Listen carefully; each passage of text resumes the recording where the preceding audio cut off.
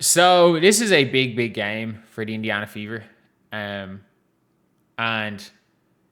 this is a must win. Like, must win. For me, it is like clearly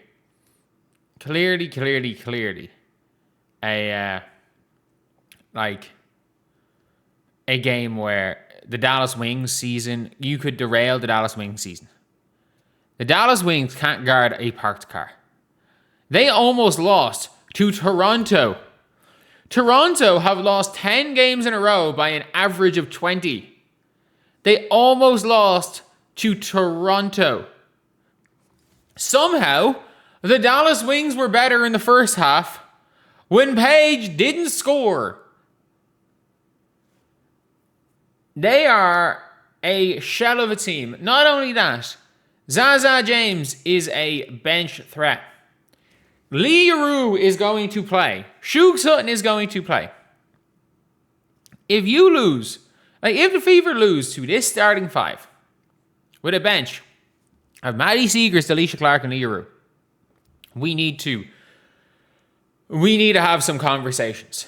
Like, this current Dallas Wings group of players that are healthy is not better than the Sparks, is not better than the Mercury, is not better than the Sky. His current crop of players, they don't have a single good defender on the team other than Alana Smith, who's been garbage this year. Thank God she's finally got her points per game above 5 on the season. And I guess it's starting to play a little bit. It's starting to do something since she's gone into the starting lineup. But she still isn't doing much. Like, she's okay. Awak is okay. Like, Awak's okay. 5 points per game. Shooting splits are okay. Blocks a couple of shots. But, like, Odyssey's going to have to guard Caitlin Clark. And Caitlin's going to match up on Odyssey. It's going to be a kind of tough matchup for Caitlin. I'll give her that. Odyssey's good. And these are the type of games that Odyssey succeeds. Like, Odyssey Sims is the greatest hardship player of all time. Like, when you are in a bit of a pickle, when teams don't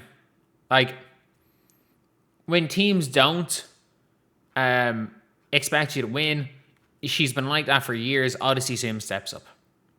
So yeah, there is a world where Odyssey Sims is killing it. But like, Segrist, Alicia Clark, no Zaza James. Caitlin can take all the defense off if she wants. And not only that, like, their entire offense goes through Jess Shepherd. It's struggle ball. Other than Jess Shepherd, their team is struggle ball. The Indiana Fever are given a 63% chance of winning, but also based on the spread, you would assume this is the type of spread that the Indiana Fever used to get given to beat Seattle. Like 8.5, I'm pretty sure, is the spread they were given to beat Seattle without Aaliyah. In the 45-point Caitlin Clark game. They're missing. Wait, Shepherd behind Paige in assists. Yeah. They're missing second league in rebounds. And their entire, basically, offense. And when it comes to Paige, like, Paige has been anonymous since the All-Star break. She had a good second half. Maybe she's playing her way into form, I guess. But like, she's been anonymous. She has been completely anonymous. And not only that, again, Jose Fernandez is one of those coaches that would rather play through Jess Shepherd and Enrique than play through Paige. And Paige isn't going to force the issue. The Dallas Wings are this close to going into free fall. They're also this close to getting their season back on track.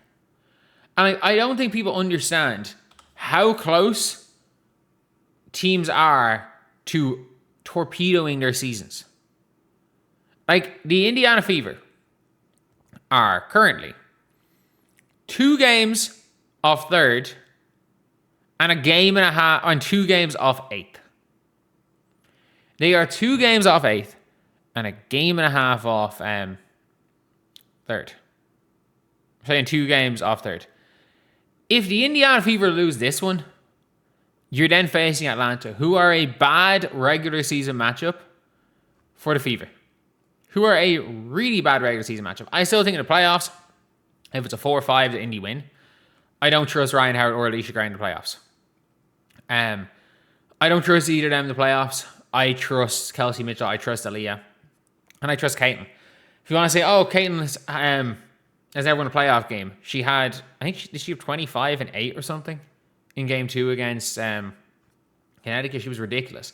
And then game 1, she got eye gouged. So, like, she played basically with one eye. But, like, I'd be extremely concerned.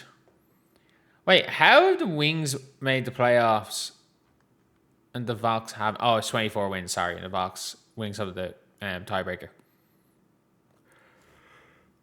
But, like, Indiana, if they start winning a few games here, they absolutely then,